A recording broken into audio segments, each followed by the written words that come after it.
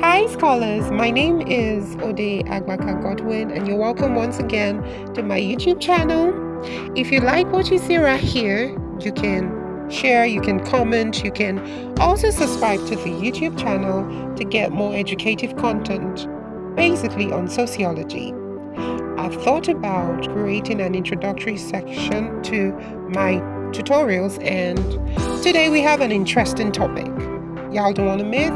On this particular tutorial for today, we have an introduction to sociology as our topic, and our contents include development of sociology, the discipline of sociology, sociology and its subject matter, the social system approach, sociology as a science, and the scientific method of observation. Development of sociology. The word sociology was coined by the French philosopher and sociologist named Auguste Comte in 1837. By combining the Latin word socio, meaning society, and the Greek word logi, which means science, sociology is said to have begun in Europe in the mid-19th century at a period when the great wind of social change occasioned by Industrial Revolution in Europe drove the Enlightenment era. The decline of religion and the collapse of the old view of social order as ordained by God and an emergence of social problems also accumulated to the development of sociology. Intellectual writings, Philosophy of Evolutionary Changes by Charles Darwin also made sure sociology came to be. The discipline sociology. Sociology is a scientific study of society. It applies scientific principles to understanding human dynamics. Its major focus is on social relations that affect human behavior. According to Bloom and Otong 1987, sociology is the study of the nature and changes of human society and social relationships. It's concerned with understanding human behavior and the experiences of people. According to Giddens 1997, sociology is the study of human social life, groups, and society. According to Auguste Comte, sociology is a science of the nature and character of human society and behavior. Max Weber defined sociology as the science of the interpretative understanding of human action. Sociology and its subject matter. The main subject matter of sociology is society, and it comprises of different groups. The organization and structure of society, the groups and social institutions in society, and the effect on man as a member of the society constitute the main purview of sociology. The social institution inherent in the society comprises of the family, the school, economic groups, the church or religious groups, political institution, etc. The study of society and preferring solutions allows sociologists to think beyond the familiar routine behavior and incorporate what C. Wright Mills 1959 refers to as sociological imagination. Thus, they suggest solutions to phenomena such as divorce, poverty, unemployment, crime, religious intolerance, marginalization, and so much more. The study of society social system approach.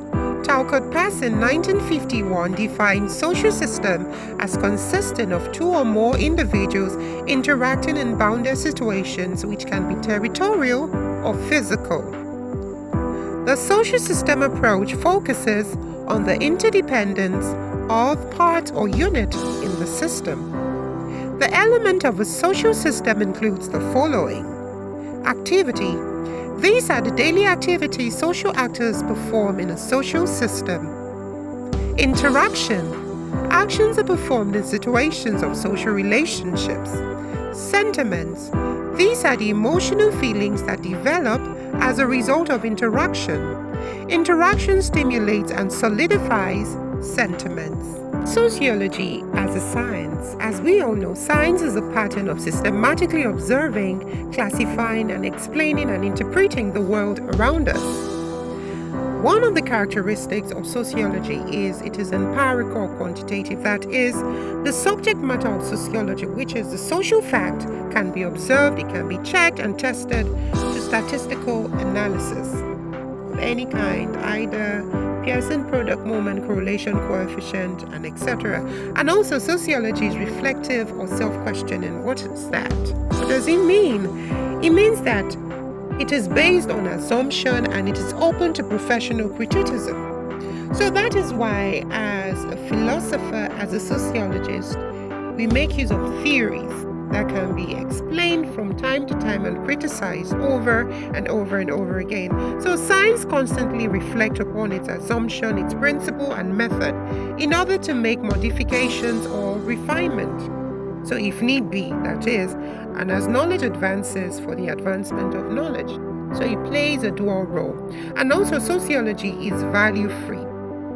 This basically centers on objectivity.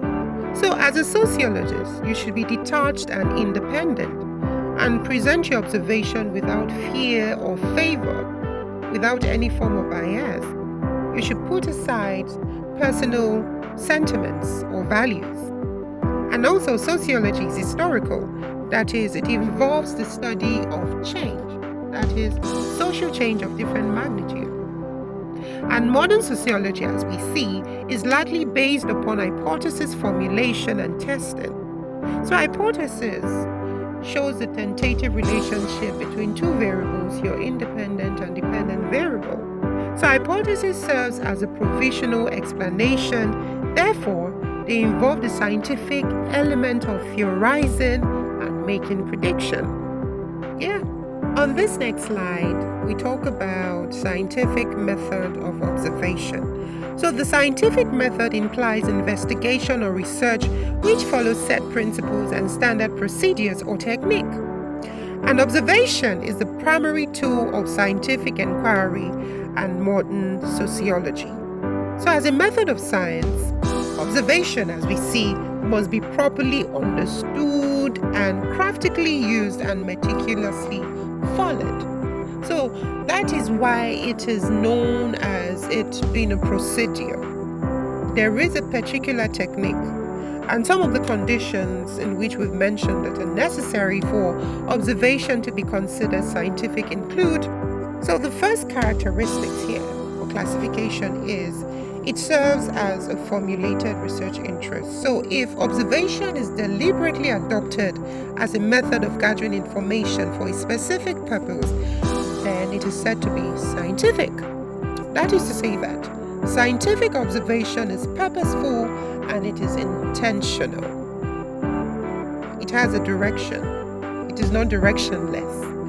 Another characteristic is it is planned systematically. So unlike casual observation, which usually is haphazard, carefree, or unintentional, if we want to put it that way, scientific observation must be planned in terms of what to observe, when to observe, and how to observe. Yeah.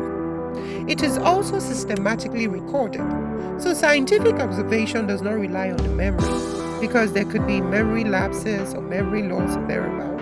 Everything observed within the context of scientific observation should be carefully recorded for future reference. Another thing is, it is related to some general propositions. So as a method of scientific investigation, observation must be related to some general notions, ideas, phenomenon that is concerning society or maybe any general social phenomenon.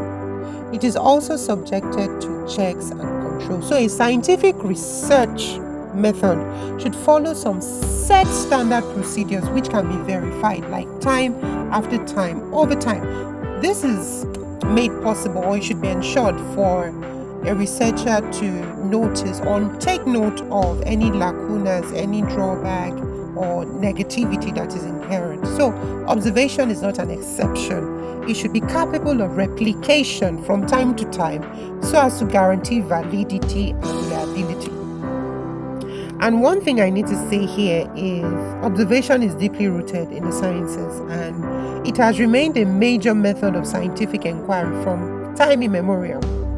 So even in the natural sciences where pure experiments are possible, the number of experiments conducted would be used synonymously with the number of observations made. Simple. And in sociology, observation has been entrenched as a method of scientific investigation. By definition, August Comte defined saw sociology as a science of society based on systematic observation and classification of fact. And also, Emil Durkheim emphasized the need for concrete observation in any sociological inquiry in order to arrive at or verify, or in terms of generalization. So, for more on observation as a method of science, we need to put all these things in perspective. Thank you once again, my dear viewers, for watching. This is Sociology in 1 minute, where we get to learn every and anything that's related to sociology. So I wanted to give a bit of a background on sociology as a discipline, and I hope I've been able to give a proper explanation on that. Once again, my name is Odey Agbaka Godwin, and remember, don't forget to like, to share, to comment, and click on the subscription button. Subscribe to my channel, please. So see you again.